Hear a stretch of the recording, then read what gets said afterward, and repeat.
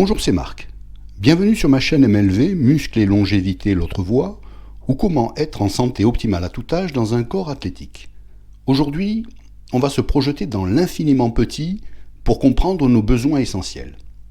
Quand on pense à la santé, on imagine souvent notre corps dans son ensemble, le cœur qui bat, les muscles, le cerveau, la digestion. Mais en réalité, tout commence bien plus petit, à une échelle invisible, là où la vie prend vraiment racine, la cellule.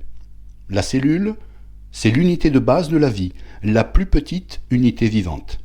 C'est comme une petite brique, et notre corps en est fait de milliards. Chaque cellule est vivante, elle respire, elle boit, elle se nourrit, elle élimine ses déchets. Elle est entourée d'une membrane qui la protège, elle possède un noyau qui contient notre ADN et des petites usines comme les mitochondries qui fabriquent notre énergie. Tu pourrais voir chaque cellule comme un mini-soi. Si la cellule va bien, tout notre corps va bien. Mais si elle manque de quelque chose, alors c'est notre vitalité, notre énergie, notre santé qui en paye le prix. Dans cette vidéo, je vais te présenter les 4 besoins essentiels de la cellule, qui sont aussi nos besoins fondamentaux à nous. L'air, l'eau, le mouvement et le soleil. Bien sûr, l'alimentation est capitale aussi, mais elle est tellement vaste que je lui ai déjà consacré 2 vidéos. L'alimentation idéale existe-t-elle et les 4 conditions d'une alimentation optimale. Si ce n'est pas déjà fait, je t'invite à les découvrir après celle-ci. Et surtout, à partir de chacun de ces besoins cellulaires, je partagerai avec toi des gestes simples, pratiques et concrets à appliquer au quotidien. Parce que respecter ces besoins fondamentaux, c'est la meilleure stratégie pour maximiser notre santé et entretenir notre longévité. Premier élément vital de la cellule, l'oxygène. Imagine une grande ville sans électricité, plus de lumière, plus de circulation, plus d'information, la paralysie totale. Eh bien pour nos cellules, l'oxygène c'est cette électricité. Sans lui, tout s'arrête et en quelques minutes seulement, la vie s'éteint. Mais il n'y a pas que l'absence totale d'oxygène qui pose problème. Les effets les plus sournois viennent souvent d'un apport insuffisant, trop faible, trop irrégulier, trop superficiel. Nos poumons et notre cœur travaillent sans relâche, sans même que nous ayons à y penser. Mais si notre respiration reste trop rapide et superficielle, ou si l'air que nous respirons est pollué, alors tout le système tourne au ralenti. Pourquoi ? Parce que nos mitochondries, ces petites centrales énergétiques logées au cœur de nos cellules, fonctionnent à l'oxygène. Leur rôle est simple mais vital. Elles transforment l'oxygène que nous respirons en ATP, la monnaie énergétique qui alimente toutes nos fonctions biologiques. Moins d'oxygène qui arrive jusqu'à elles, c'est moins d'énergie produite. Et cela se traduit directement par une baisse de vitalité, des difficultés de concentration, une récupération plus lente, jusqu'à la fatigue chronique qui s'installe insidieusement. Cela nous arrive beaucoup plus souvent qu'on ne l'imagine. Pense à tes journées devant un ordinateur ou penché sur ton téléphone. Dans ces moments-là, ta respiration devient superficielle, presque bloquée. C'est comme si tu coupais toi-même l'électricité de tes cellules. En réalité, on inspire souvent à moitié. Une grande partie de l'air reste bloquée dans les voies respiratoires, sans jamais atteindre les alvéoles pulmonaires. Or, ce sont elles, ces petites poches au fond des poumons, qui stockent l'oxygène et le transfèrent au sang. Quand ces alvéoles pulmonaires ne sont pas pleinement sollicitées et remplies, nos cellules reçoivent moins de carburant vital qu'elles devraient. C'est un peu comme rouler en permanence avec le réservoir sur la réserve. On avance, mais jamais avec toute la puissance dont on est capable. Mais il existe un autre paradoxe. Qui dit oxygène dit aussi oxydation. L'oxygène est vital, mais utilisé en excès ou mal géré, il devient source de dégâts. Pourquoi ? Parce que chaque fois que nos cellules utilisent l'oxygène pour fabriquer de l'énergie, une petite partie se transforme en déchets instables, qu'on appelle radicaux libres. C'est un peu comme quand on fait un feu. Il chauffe, il éclaire, mais il dégage aussi de la fumée et des cendres. Ou comme une pomme que l'on coupe et qu'on laisse à l'air libre. L'oxygène la fait brunir, il l'oxyde. Dans notre organisme, quand les cellules reçoivent trop peu d'oxygène, elles produisent encore plus de radicaux libres. Ces molécules agressives attaquent les protéines, les graisses et même l'ADN. C'est ce qu'on appelle le stress oxydatif. À petite dose, ce phénomène est normal et même utile, mais quand il devient chronique, à cause d'une mauvaise respiration, de la pollution, d'une alimentation déséquilibrée ou du stress psychologique, il agit comme une rouille silencieuse qui use la machine, accélère le vieillissement et ouvre la voie aux maladies chroniques. L'oxygène joue aussi un rôle clé dans nos défenses immunitaires. Les cellules de l'immunité, comme les macrophages, ont besoin d'oxygène pour enclencher la phagocytose, ce mécanisme par lequel elles engloutissent et détruisent virus, bactéries ou cellules anormales. Sans oxygène en quantité suffisante, ce processus vital est ralenti et notre organisme devient plus vulnérable. C'est d'ailleurs pour cette raison que la médecine utilise parfois des caissons hyperbares. En exposant le corps à une forte concentration d'oxygène, on stimule les défenses immunitaires et on aide à lutter contre certaines infections ou blessures. Enfin, il y a un quatrième point capital, souvent négligé. La façon dont nos cellules utilisent l'oxygène dépend directement de l'équilibre de notre système nerveux autonome. Celui-ci agit comme un interrupteur à deux positions. Soit il active le mode sympathique, celui de l'alerte et de l'action, le corps se prépare à fuir ou à combattre, soit il bascule vers le mode parasympathique, celui du calme, de la récupération et des fonctions vitales internes. Quand le sympathique domine, le cœur s'emballe, la respiration devient courte et thoracique, l'oxygène est consommé vite mais mal distribué. Résultat, il atteint moins bien les cellules profondes comme celles du cerveau ou des organes internes. A l'inverse, lorsque le parasympathique prend le relais, la respiration s'approfondit et devient abdominale. Les échanges dans les alvéoles pulmonaires sont optimisés, l'oxygène circule de manière fluide et régulière, et les cellules bénéficient d'un apport constant et équilibré. C'est dans cet état que l'organisme peut se régénérer, réparer ses tissus et éliminer efficacement ses déchets. On peut dire que la respiration est l'interrupteur de notre biologie qui permet de basculer d'un mode à l'autre, d'un mode concentré vers la survie ou tourné vers la vitalité. Alors, comment faire concrètement pour permettre à notre corps d'utiliser au mieux l'oxygène ? La clé se trouve dans un geste simple.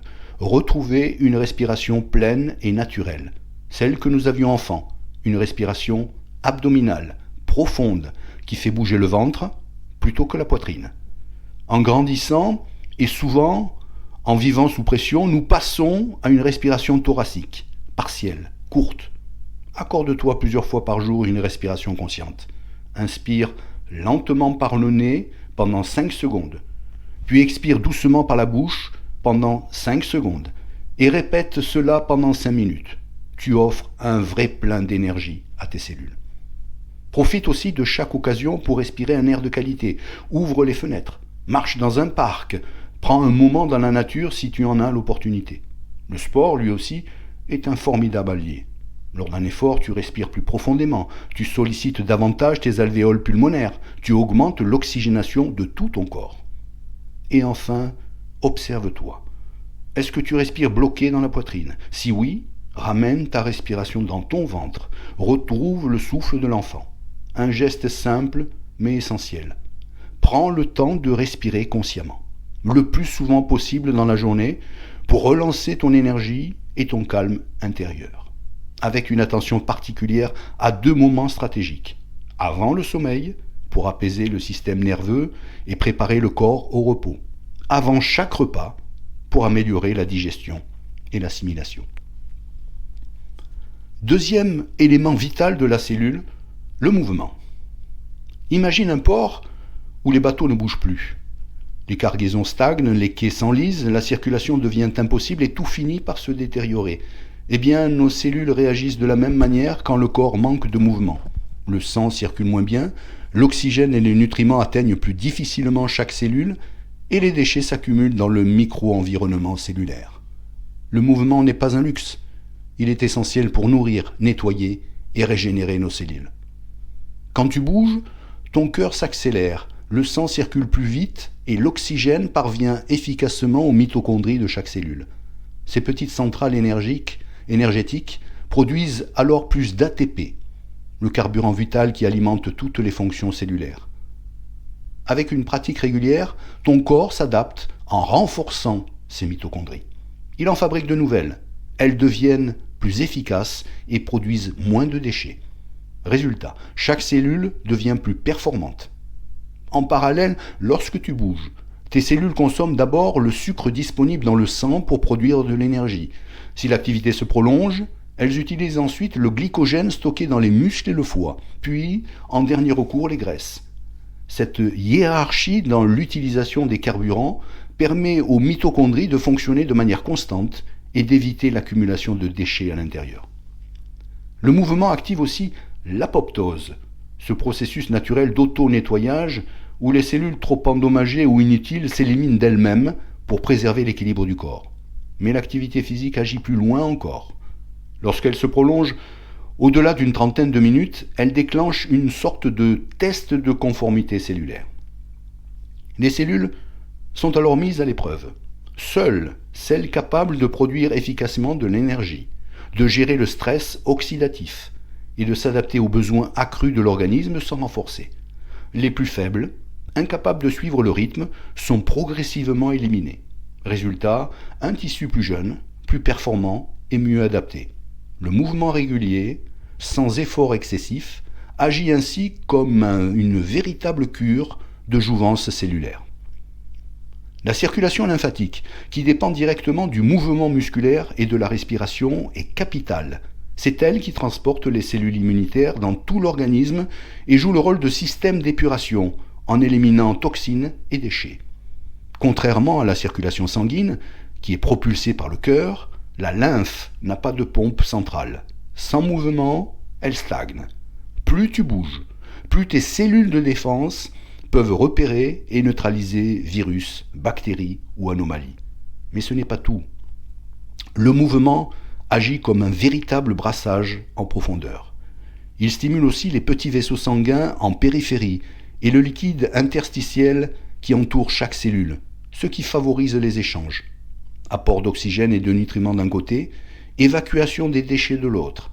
A l'inverse, la sédentarité ralentit ces circulations et laisse les cellules vulnérables. Enfin, le mouvement protège nos cellules en entretenant la masse musculaire. Le muscle n'est pas seulement un moteur, c'est un véritable tissu vertueux. Quand il est actif, il libère des molécules appelées myokines, qui envoient des signaux de protection dans les cellules de tout l'organisme. Ces myokines réduisent l'inflammation, améliorent l'utilisation du sucre par les cellules et stimulent leur capacité de régénération. Avoir de beaux muscles, c'est donc offrir à nos cellules un environnement favorable pour rester efficaces et vieillir moins vite. Mais l'effet ne s'arrête pas là. Ces myokines atteignent aussi les cellules nerveuses et contribuent à protéger le cerveau, en réduisant le risque de maladies neurodégénératives comme Alzheimer ou Parkinson. En clair, bouger régulièrement protège non seulement tes muscles, mais aussi ton cerveau. Alors, comment faire concrètement pour permettre à nos corps de rester en pleine forme grâce au mouvement? Aucun animal sauvage n'est sédentaire. Dans la nature, bouger est une loi de survie. Chercher de la nourriture, migrer, se défendre, explorer. Le corps humain a été façonné pour ça. Pourtant, l'homme moderne est devenu un animal sédentaire, privé de ce carburant fondamental. Résultat, explosion des maladies modernes, diabète, cancer, maladies cardiovasculaires, obésité, mais aussi dépression et troubles cognitifs. N'oublie pas, le corps est une machine qui s'entretient en fonctionnant. Les os se renforcent lorsqu'ils sont sollicités, mais se fragilisent en cas d'inactivité. Les articulations restent souples quand elles bougent, mais s'enraidissent si elles ne sont pas utilisées. Même les cellules perdent en efficacité si elles ne reçoivent pas les stimulations du mouvement. Autrement dit, chaque partie du corps, jusqu'à la cellule, a besoin de bouger pour durer. Et il faut distinguer deux choses, l'activité physique et le sport. Beaucoup croient être actifs parce qu'ils font 1 heure de course ou 2 séances de fitness par semaine. Mais si le reste du temps, ils passent leur journée assis, ils restent sédentaires. Le sport est une composante précieuse, certes, mais l'activité physique quotidienne est indispensable et non négociable. Bouger chaque jour, c'est respecter une loi biologique. Pas besoin de marathon ni d'exploit. Marcher, prendre des escaliers, jardiner, danser, porter ses courses, s'étirer, tout compte. Ce qui importe, c'est la régularité. Le corps est fait pour bouger. Si on prive la machine de ce pourquoi elle est conçue, elle s'abîme. Concrètement, il s'agit d'apprendre à saisir chaque occasion pour bouger. Comme un conducteur averti qui fait une pause régulièrement, offre-toi aussi des micro-mouvements réguliers toutes les heures. Lève-toi, marche, étire-toi. Tu peux téléphoner en marchant, prendre les escaliers plutôt que l'ascenseur, faire quelques flexions ou étirements rapides derrière ton bureau, ou même trottiner quelques instants dans ton salon. Tout mouvement compte, et c'est cette régularité, multipliée tout au long de la journée, qui entretient tes cellules et protège ta vitalité. Troisième élément vital de la cellule, l'eau. Imagine une plante oubliée sur un balcon en plein été. Ses feuilles se recroquevillent, ses couleurs s'éteignent. Tu pourrais lui donner de l'engrais, du soleil, des soins. Rien ne remplace l'eau. Notre organisme réagit de la même manière. L'eau est son élément vital, son milieu de vie. La preuve est dans notre composition. Plus de 60% de notre poids corporel est constitué d'eau. Chaque cellule contient environ 75% d'eau et baigne dans un liquide interstitiel qui représente plus d'une dizaine de litres dans notre organisme. Autrement dit, nous sommes littéralement des êtres d'eau et nos cellules dépendent de cette mer intérieure pour fonctionner. Car l'eau est bien plus qu'un simple remplissage. Elle transporte l'oxygène et les nutriments jusqu'aux cellules, évacue les déchets, participe à toutes les réactions biochimiques et maintient la température et le pH stable. Sans une eau de qualité, l'équilibre cellulaire se dérègle et la vitalité diminue. La qualité de notre mer intérieure dépend avant tout de la qualité de l'eau que nous buvons. L'eau du robinet, même si elle est déclarée potable, peut contenir du chlore, des résidus de métaux lourds ou encore des traces de pesticides selon les régions. Cela ne veut pas dire qu'elle est nocive, mais elle n'est pas toujours optimale pour nourrir et régénérer nos cellules. La médecine fonctionnelle insiste d'ailleurs sur ce point. Pour un usage au quotidien, il vaut mieux privilégier des eaux faiblement minéralisées, car elles sont plus adaptées au nettoyage et au renouvellement de notre mer intérieure.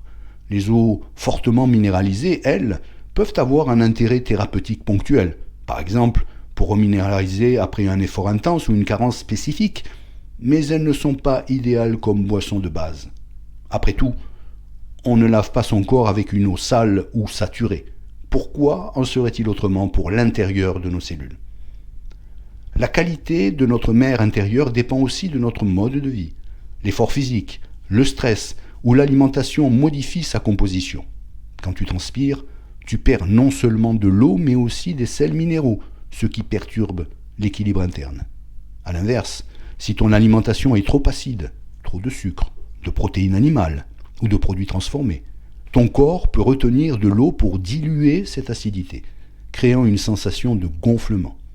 Face à cet excès, l'organisme doit aussi puiser dans ses réserves de minéraux alcalins, magnésium, calcium, potassium, pour rétablir l'équilibre. Mais ces réserves ne sont pas infinies. Les épuiser, c'est fragiliser peu à peu les os, les muscles et même le système nerveux. Ainsi, une alimentation riche en fruits et légumes aide à préserver cet équilibre et donc à protéger la santé cellulaire. Nos besoins quantitatifs en eau ne sont pas fixes, ils varient selon l'effort, la température, l'alimentation et même les émotions. Le stress déshydrate car il augmente la sécrétion de cortisol et accélère le rythme cardiaque, ce qui assèche les tissus. Le problème, c'est que la majorité des gens vit dans un état de déshydratation légère sans le savoir. Et il suffit de très peu. Une perte de seulement 1 à 2% du poids du corps en eau entraîne déjà une baisse de concentration, une fatigue inhabituelle, des maux de tête, des envies de sucre ou encore une mauvaise humeur. Le cerveau agit comme une alarme en cas de déshydratation légère car c'est un organe prioritaire. Dès qu'il manque d'eau, il nous le fait sentir très vite par ces signaux qu'il faut savoir décrypter. Un autre rôle crucial d'un apport suffisant en eau, c'est la détoxification. En naturopathie, on parle d'émonctoire, ces portes de sortie de l'organisme, reins, foie, intestin, poumons et peau. Leur mission commune est d'éliminer les déchets, mais aucun ne peut fonctionner correctement sans un apport suffisant en eau. On comprend alors que l'eau n'est pas seulement une boisson, c'est le véhicule de l'élimination. Sans eau, tout ce système d'élimination s'enraye, l'urine se concentre, la bile s'épaissit, les selles se durcissent, la transpiration diminue et même la respiration perd en efficacité. Résultat, les déchets stagnent et nos cellules se retrouvent piégées dans un environnement pollué. Alors, comment faire concrètement pour permettre à notre corps d'être parfaitement hydraté ? Le premier piège, c'est d'attendre d'avoir soif. Or, la soif est déjà un signal tardif, un signe que la déshydratation est installée. Le cerveau, qui est l'organe le plus sensible à la déshydratation, car composé à 80% d'eau, réagit en premier. Maux de tête, baisse de concentration, fatigue inhabituelle, irritabilité, voire envie de sucre. Ces signaux traduisent déjà un manque d'eau et montrent à quel point l'hydratation est essentielle non seulement pour les cellules, mais aussi pour notre clarté mentale et notre équilibre émotionnel. La clé, c'est d'anticiper.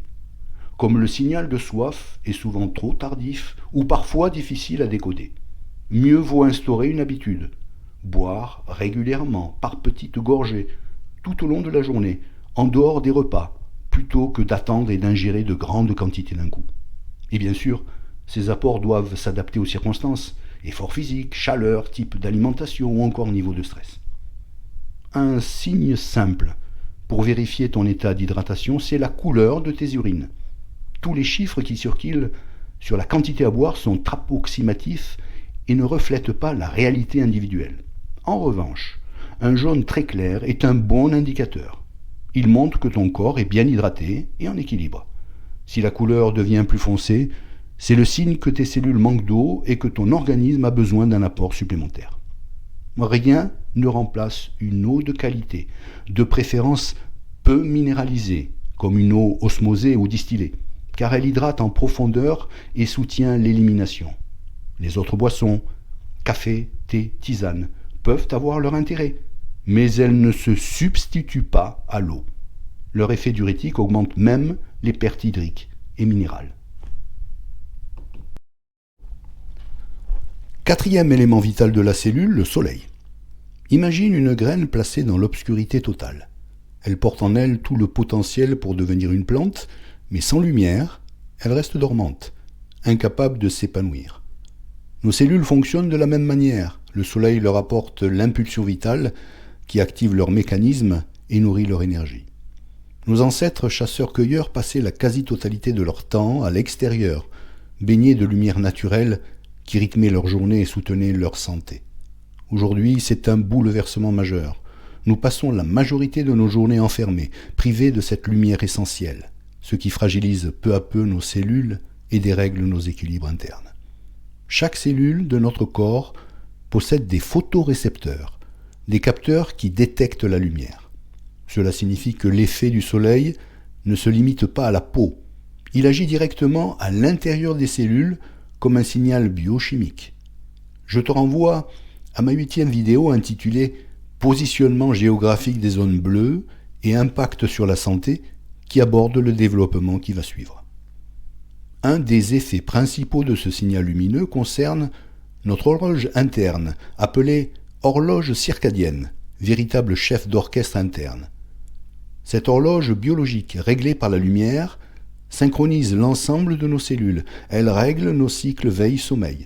La lumière du matin envoie le signal de l'éveil, tandis que son absence le soir prépare le corps au repos.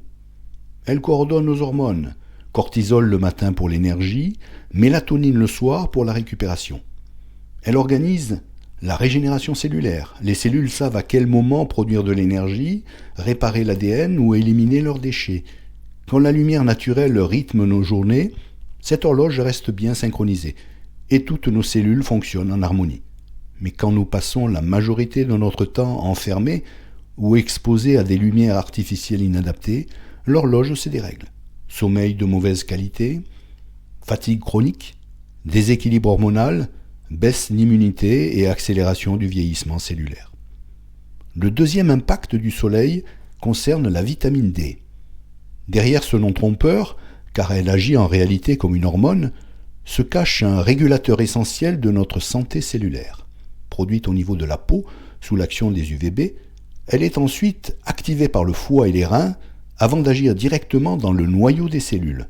Là, elle se fixe sur des récepteurs présents dans presque tout l'organisme et influence l'expression de plus de 600 gènes. La vitamine D agit comme un véritable interrupteur génétique.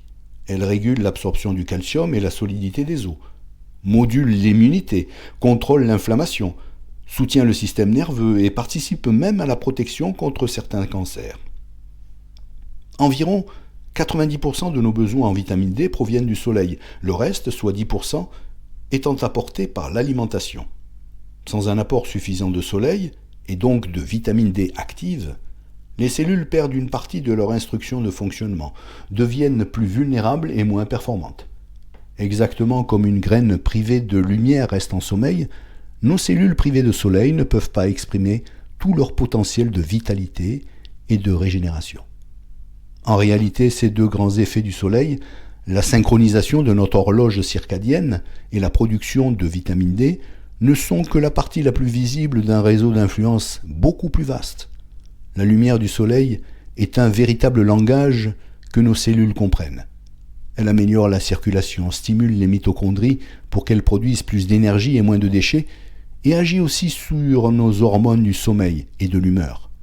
Le soleil soutient ainsi directement notre équilibre, notre énergie et notre vitalité.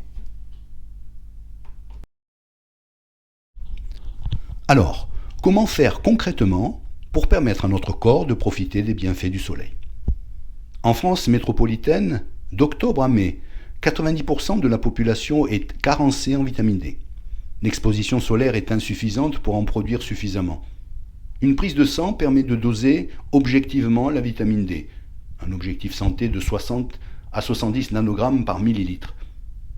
Pour une meilleure absorption, il est conseillé de la prendre avec des graisses et de privilégier de petites doses quotidiennes plutôt que de grosses prises occasionnelles. Pour profiter du soleil de manière sûre, pas de crème solaire qui empêche le passage des UVB, ni de s'exposer au zénith qui va endommager la peau, ni d'exposer tout le corps. Quelques minutes sur les bras et le visage en dehors des heures agressives suffisent pour stimuler la production de vitamine D. L'objectif n'est pas de bronzer ou de se brûler, mais simplement de stimuler les cellules et de soutenir leur vitalité. Mais le soleil ne joue pas seulement sur la vitamine D, il agit aussi comme un signal lumineux indispensable pour synchroniser notre horloge interne. Le matin, dès le lever, expose-toi quelques minutes à la lumière naturelle, même par temps couvert, c'est suffisant. Ce bain lumineux envoie à tes cellules le message du réveil et déclenche la production du cortisol, l'hormone de l'énergie et de la vigilance, qui prépare ton corps à affronter la journée. A l'inverse, quand la lumière décroît le soir, l'organisme reçoit l'information qu'il est temps de ralentir. La sécrétion de mélatonine, l'hormone du sommeil et de la réparation, peut alors commencer. Pour favoriser ce processus, tamise les lumières après le coucher du soleil, privilégie des lampes à lumière chaude plutôt que des éclairages blancs, et évite surtout la lumière bleue des écrans au moins 3 heures avant le coucher. Cette lumière artificielle, perçue par le cerveau comme celle du jour, bloque la mélatonine et retarde l'endormissement. Respirer, boire, bouger et vivre à l'extérieur sont des gestes simples, inscrits dans notre biologie depuis des millénaires. Pourtant, en à peine quelques décennies, nos sociétés occidentales ont profondément bouleversé ces équilibres. Le rythme effréné, la sédentarité, l'alimentation transformée et la vie en intérieur ont créé un écart trop rapide pour que nos corps s'adaptent. Le résultat, c'est l'explosion des maladies dites de civilisation, diabète, obésité, maladies cardiovasculaires, troubles digestifs, inflammation chronique ou encore affaiblissement du système immunitaire. Autant de signaux que notre organisme nous envoie pour rappeler que nous nous sommes éloignés de notre langage cellulaire. Car nos cellules s'expriment avec une grammaire simple: oxygène, eau, mouvement, soleil. Quand nous leur offrons Ces éléments, elles savent exactement quoi faire. Produire de l'énergie, se régénérer, renforcer nos défenses et maintenir notre vitalité. La santé optimale, ce n'est pas une quête compliquée ou un luxe inaccessible. C'est remettre de la cohérence et du bon sens dans nos vies, en renouant avec ses fondamentaux biologiques. C'est redonner à notre corps l'opportunité d'exprimer son intelligence naturelle et de nous porter longtemps. Oxygène, eau, mouvement, soleil, 4 clés simples, millénaires, pour vivre longtemps et en pleine énergie. À très bientôt!